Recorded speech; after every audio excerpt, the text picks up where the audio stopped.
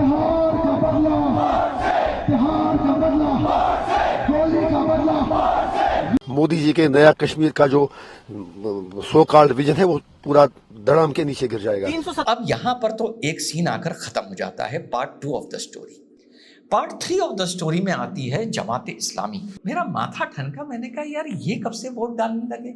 और जिस चुनाव को लोकतंत्र की जीत माना जा रहा था, मैंने कहा नहीं यार, ये लोकतंत्र की जीत की आड़ में कोई और खेल खेला जा रहा है। तो साहब प्रसाद के लड्डू का मामला तूल पकड़ता जा रहा है। गाय की चर्बी, मछली का तेल आदि। मुझसे बहुत से लोगों ने कहा इस पर बात करने के लिए, क्योंकि टॉपिक ट्रेंडिंग है। टॉपिक ट्रेंडिंग है, लेकिन यार मेरा इस सब्जेक्ट पर कमांड नहीं है। ना मेरे पास कुछ वहां मेरी किसी से फोन पर बात हो पाई है, ना मेरे पास इंसाइट्स हैं, और बहुत सेंसिटिव टॉपिक है। ना बोल सकता हूं कि डाला गया, ना बोल सकता हूं नहीं डाला गया।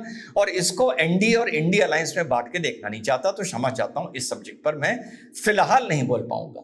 बोलूंगा उस सब्जेक्ट पर जहां पर एक तरफ लोकतंत्र जीतता नजर आ रहा है, तो दूसरी तरफ मुझे चिंता हो रही है कि लोकतंत्र के चक्कर में कहीं लोकतंत्री खतरे में ना पड़ जाए। मैं बात कर रहा हूं साथियों जम्मू एंड कश्मीर के विधानसभा चुनाव की। इस सब्जेक्ट पे मेरा कमांड है। इस सब्जेक्ट पे आज आप लोगों को इंसाइट भी दूंगा, अपनी परेशानी का कारण भी बताऊंगा। हमेशा की तरह कभी ऐसे मौकों पर बड़े डिफिकल्ट वीडियोस बनाता हूं और देखता हूं कि आप लोग कितने फीसदी मेरे साथ एग्री करते हैं।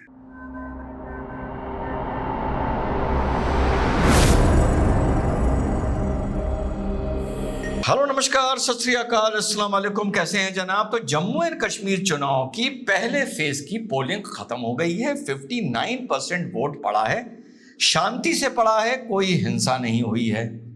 कोई हिंसा जो लोग करते थे, घबराहट मुझे इस चीज की है कि जो बॉयकॉट करते थे और हिंसा करते थे, वही यार इस डेमोक्रेटिक प्रोसेस का हिस्सा बन रहे हैं। प्रथम दृष्टिया ये चीज बड़ी अच्छी नजर आ रही है, बहुत कामयाब नजर आ रही है। लेकिन आगे के लिए बतौर एक सोशल रिलीजियस कमेंटेटर, जिसने जम्मू एंड कश्मीर के आवाम की साइकी को, वहां के लोगों को पढ़ा भी है और कई बार जाकर सुना भी है, ये बात मुझे कुछ चिंताजनक लग रही है। बड़ा विपरीत बात कर रहा हूं। तो इसी टॉपिक पर आज विस्तार में आप लोगों से बात करना चाहता हूं।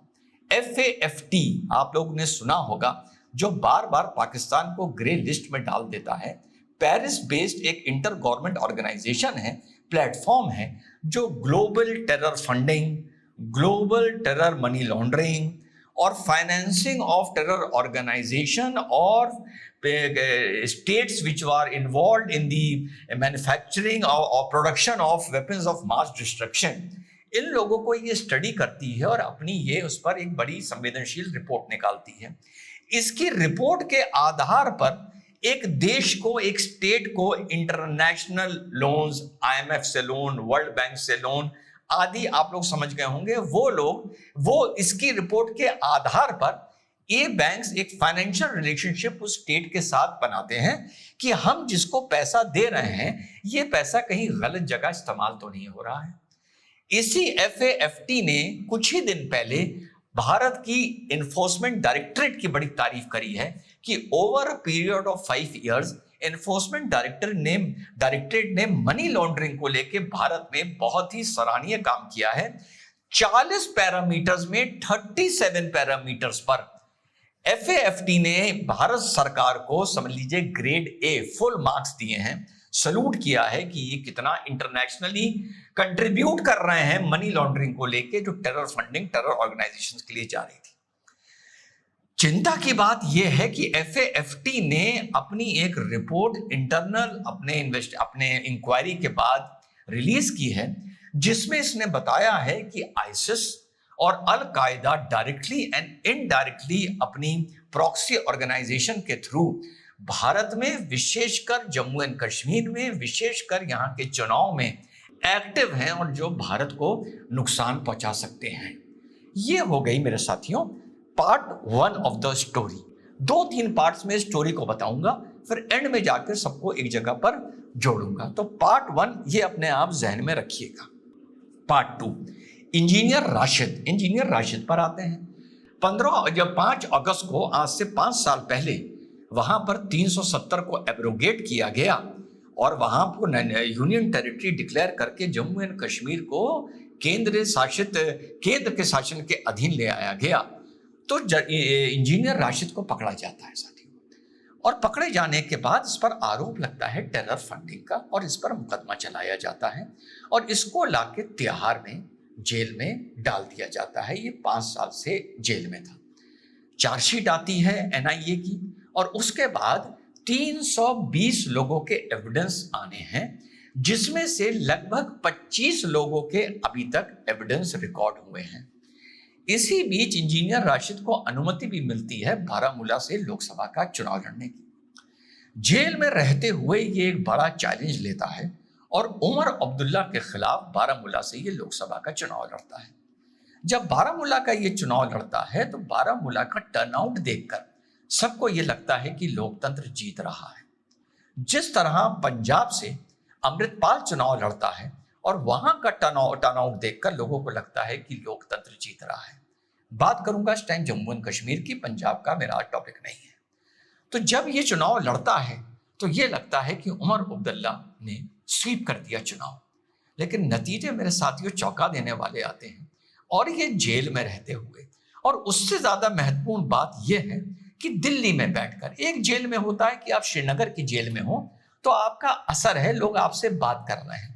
तिहाड़ में एक दूसरे से बात करने के लिए भी बीच में शीशे का ग्लास साउंड प्रूफ होता है, तो सिर्फ आप टेलीफोनिक बात कर सकते हैं और वो रिकॉर्ड करी जाती है और सुनी जाती है। तो साहब तिहाड़ में रहते हुए ये वहां पर चुनाव जीत जाता है। उसके बाद इसको अनुमति मिलती है स्पीकर द्वारा अपनी शपथ लेने की as a member of parliament. संविधान को खत्म करने वाला संविधान की कसम लेता है कि वो संविधान का मान सम्मान रखेगा और अपनी लड़ाई को संविधान के अधीन लड़ेगा। कहीं ऐसा तो नहीं कि ये संविधान ही संविधान के कहीं उल्टा, ये कभी कभी स्नेक्स में भी ये थ्योरी होती है।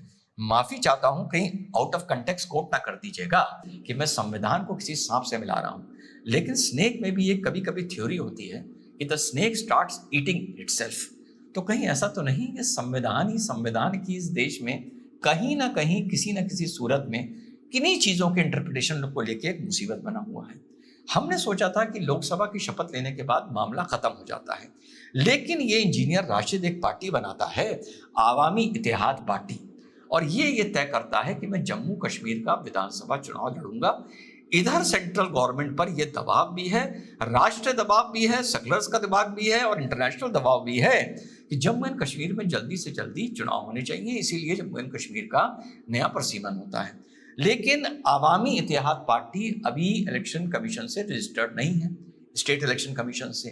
तो इंजीनियर राशिद अकेले चुनाव लड़ने का प्रोग्राम बनाता है एज इंडिपेंडेंट, और लगभग 34 सीट कश्मीर वैली की ये कंटेस्ट करता है और 1 सीट जम्मू की कंटेस्ट करने का ये प्रोग्राम बनाता है और अपने कैंडिडेट्स को एज इंडिपेंडेंट लड़ाता है under the banner of Awami Ittehad party.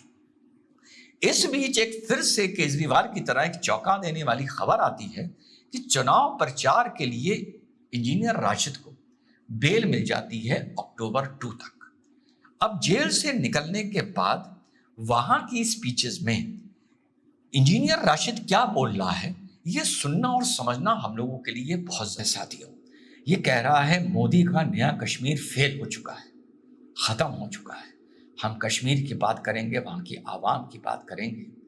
और जो इसने रैली में कुलगाम में या कहीं इसने रैली करी जाकर, वहां पर जो इसने इंजीनियर राशिद ने बात बोली है वो भी सुनने वाली है और चौंकाने वाली है। तिहाड़ का बदला, तिहाड़ का बदला, गोली का बदला, यूएपीए का बदला।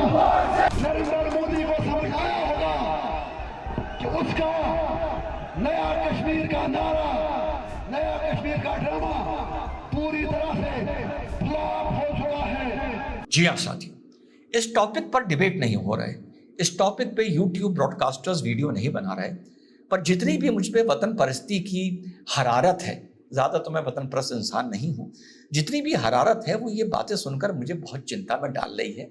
लोकतंत्र की आड़ में कहीं लोकतंत्र को ख़त्म तो नहीं किया जा रहा, और ये मुझे एक एक्शन रीप्ले कर लग रहा है 1987 का। थोड़ी देर में आप लोगों को 1987 लेके भी जाऊंगा। मुझे लग रहा है कि time has taken a complete circle और लगभग 40 साल बाद वो ही सीन दोहरा रहे हैं जो मैं बहुत I think in class 12th, जो मैं 1987 में इस इलेक्शंस को फॉलो कर रहा था। जम्मू एंड कश्मीर मेरा इतना पुराना सब्जेक्ट है। अब यहाँ पर तो एक सीन आकर ख़त्म हो जाता है। Part 2 of the story, part 3 of the story में आती है जमात इस्लामी। जमात इस्लामी बांग्लादेश, जमात इस्लामी पाकिस्तान के बारे में आप लोग अच्छी तरह जानते होंगे कि कितनी कट्टरवादी ये ऑर्गेनाइजेशन है, कितनी रेडिकलाइज्ड ये ऑर्गेनाइजेशन है। इसको भी 2019 में एक बार 1987 में, उसके बाद 2019 में भी इसको बैन कर दिया गया था 5 साल के लिए। कुछ साल पहले, कुछ महीने पहले हमारे गृह मंत्रालय ने इसको 5 साल के लिए फिर से बैन कर दिया। इसने लगभग 37, 38, 40 साल जम्मू एंड कश्मीर का 1987 के इलेक्शंस के बाद बॉयकॉट किया और हमेशा ये चुनाव का बॉयकॉट करते थे और हुर्रियत की इनके पास बैकिंग है। लोकसभा चुनाव में ये चीज कहीं नहीं कवर हुई। इनके लीडर जब वोट डालते नजर आए, ईमान से बताइएगा, ये चीज किसी चैनल ने, किसी ब्रॉडकास्टर्स ने आपको बताई? जब ये लोकसभा चुनाव में वोट डालने आए और मैंने इस न्यूज को ऐसे ही देखा, मेरा माथा ठनका। मैंने कहा यार ये कब से वोट डालने लगे? और जिस चुनाव को लोकतंत्र की जीत माना जा रहा था, मैंने कहा नहीं यार, ये लोकतंत्र की जीत की आड़ में कोई और खेल खेला जा रहा है। जब इंजीनियर राशिद आवामी इत्तेहाद पार्टी बनाता है और विधानसभा लड़ने का 35 सीटों पर ऐलान करता है, उसी टाइम जमात इस्लामी भी ये ऐलान करती है कि हम भी विधानसभा चुनाव का हिस्सा बनेंगे। पर जमात इस्लामी पर तो साथियों बैन लगा हुआ था, तो क्या करें? तो ये 10 कैंडिडेट जमात इस्लामी अब विधानसभा में उतार रहे हैं। 9 कैंडिडेट अपने उतार रहे हैं और एक और रेडिकलाइज कैंडिडेट है, मैं उसका नाम भूल रहा हूं, एज अ 10th कैंडिडेट ये उसको सपोर्ट कर रहे हैं। तो 34 कैंडिडेट उतार रहा है आवामी इत्तेहाद पार्टी इंजीनियर राशिद की। आप उसके बयान सुन चुके हैं। इस गठबंधन को लेकर इंजीनियर राशिद के हक और हकूक की बात हो रही है, कश्मीरियों को जो परसिक्यूट किया है उसकी बात हो रही है, उन्हें इंसाफ दिलाने की बात हो रही है। नया कश्मीर को फिलहाल रेंडमेंट कर दिया गया है। जब भी साथियों हम और आप जम्मू एंड कश्मीर की प्रॉब्लम्स की बात करते हैं, ये आप भी जानते हैं और मैं भी जानता हूं और सरकार भी जानती है, हम बात एक्चुअली कश्मीर वैली की कर रहे होते हैं, पर मुंह से हमारे जम्मू एंड कश्मीर निकलता है। तो आज मेरा टॉपिक जम्मू कश्मीर से ना हटकर अगर आप सिर्फ कश्मीर के नजरिए से देखेंगे, जो एपी सेंटर ऑफ प्रॉब्लम है, उसको तो आप लोगों को मेरी बात ज्यादा समझ आएगी। इसी तरह जैसे जब हम माइनॉरिटी की बात करते हैं, आपको, हमको, सरकार को पता है कि हम मुसलमान की बात कर रहे होते हैं, तो अगर मुसलमान की बात करें, क्या नाम लेके बात करें, तो इस इशू को हम लोग ज्यादा बेटर समझेंगे। अब जमात इस्लामी भी मैदान में कूद पड़ती है। 45 सीट्स पर टोटल ये चुनाव लड़ रहे हैं अपने गठबंधन के साथ। अब जमात इस्लामी को लेके मैं आप लोगों को 1987 ले चलता हूं बिल्कुल शॉर्ट में। 1987 के बाद के चुनाव से पहले राजीव गांधी में और फारूक अब्दुल्ला में एक बड़ा ऐतिहासिक अकॉर्ड होता है और ये दोनों मिलके जम्मू एंड कश्मीर में चुनाव लड़ने का प्रोग्राम बनाते हैं। उसी चुनाव में 1987 में Jamaat Islami Muslim United front के बैनर के अधीन भी चुनाव लड़ने का प्रोग्राम बनाती है। पहले चुनाव में मुस्लिम यूनाइटेड फ्रंट और जमात इस्लामी को 31% वोट मिलता है, जो बड़ा ऐतिहासिक माना जाता है, क्योंकि उस टाइम में जब नेशनल कॉन्फ्रेंस और कांग्रेस यानी राजीव गांधी और फारूक अब्दुल्ला का गठबंधन हो गया था, तो ये माना जा रहा था ये इलेक्शंस को स्वीप करेंगे, they will take 95% of the votes. लेकिन इसमें Jamaat Islami Muslim United front को 31% वोट मिलता है। आरोप लगता है कि घबराकर सेंट्रल गवर्नमेंट ने, राजीव गांधी ने फारूक अब्दुल्ला के साथ मिलकर घोर रिगिंग इस चुनाव में की है। बारूद आईएसआई पहले से तैयार करके बैठा था। इस चुनाव में जो इलेक्शन कैंपेन में सीन नजर आते हैं, उससे सेंट्रल गवर्नमेंट घबरा जाती है। श्रीनगर से सैयद सलाउद्दीन चुनाव लड़ रहा था। सैयद सलाउद्दीन को आप लोग जानते हैं, जिसने इस चुनाव के बाद पाकिस्तान भागकर, पहले जेल में रहा और भागकर हिजबुल मुजाहिदीन बनाई। श्रीनगर से वो चुनाव लड़ रहा था, वो चुनाव जीत गया था। जबरदस्त मार्जिन से वो लीड कर रहा था, और उसके सामने में उनका नाम भूल रहा हूं, जो नेशनल कॉन्फ्रेंस का कैंडिडेट लड़ रहा था, वो 3 बजे घर चला जाता है। उसको फोन जाता है कि वापस भाग के आइए, आप चुनाव जीत गए हैं। इस तरीके से जो अनुमान लगाया जा रहा था कि कम से कम 20-22 MLA Muslim United front, radicalised Hindu की हुर्रियत की बैकिंग और जमात इस्लामी की बैकिंग जिसके पास थी, उसको 3 या 4 सीट पर गिरा के ले आया जाता है और घोर रिगिंग का आरोप लगता है।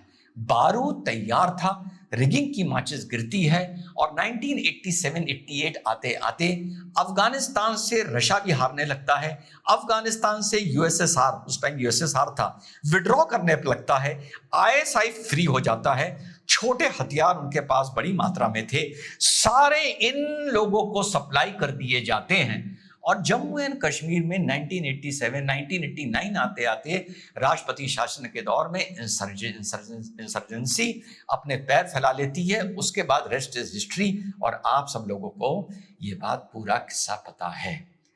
वीडियो को खत्म करूंगा। पहले चरण में एफटी की बात बताई, दूसरे चरण में आप लोगों को राशिद इंजीनियर का पूरा विचार बताए, तीसरे टॉपिक में जमात इस्लामी को बताया, चौथे में 1987 का इतिहास बताया। मुझे क्यों लग रहा है कि खुदा ना करे ऐसा हो कि इस लोकतंत्र की आड़ में फिर से 40 साल पहले वाला दिन, ये साइकिल एक बार पूरी हो गई है और वही 40 साल पहले वाली घटना दोहराने जा रही है। ये मेरे हिसाब से लोकतंत्र की जीत से ज्यादा एक इंटरनल स्ट्रेटजी है कि इस लड़ाई को अब बुलेट से नहीं, इस लड़ाई को विधानसभा में रह के बैलेट से लड़ो तो तुम्हारी आवाज उठेगी। जो तुम वहां की विधानसभा से रेजोल्यूशन पास करोगे, जो वहां के आर्गुमेंट होंगे, उनको पहचान, recognition, political coverage, international coverage आपको ज्यादा मिलेगा। और जम्मू एंड कश्मीर में आर्टिकल 370 की लड़ाई, ऑटोनॉमी की लड़ाई, जो भी आगे लड़ाई लड़नी हो, वो बुलेट से ज्यादा बैलेट के दम पर लड़ो, जो 1987 में सोचा गया था। 1987 को आज जब हम रेट्रोस्पेक्ट में देखते हैं तो हम ये सोचते हैं कि सैयद सलाउद्दीन जम्मू एंड कश्मीर की विधानसभा में कम डेंजरस था या बॉर्डर पार कम डेंजरस था। ये बहुत टेक्निकल सवाल है साथियों, मैं आप लोगों से पूछ रहा हूं। और रेट्रोस्पेक्ट में लगता है कि रिगिंग सही हुई थी या गलत हुई थी। अगर मुस्लिम यूनाइटेड फ्रंट के 25 विधायक जीत के जम्मू एंड कश्मीर कैबिनेट में पहुंच जाते तो क्या सीन होती? उन्होंने हथियार उठा लिया तो क्या सीन है? भारत का फायदा कहां था, भारत का नुकसान कहां था? अब मुझे देखना है कि इस विधानसभा चुनाव के बाद क्या ये वाकई नए कश्मीर की शुरुआत होगी, लोकतंत्र की जीत होगी, या ये 40 साल पुराना मामला फिर से इतिहास अपने आप को दोहराएगा। Let us wait and watch. इस वीडियो को मैं ओपन एंडेड खत्म कर रहा हूं, without making any personal observations and personal conclusions. जय हिंद, वंदे मातरम, खुदा।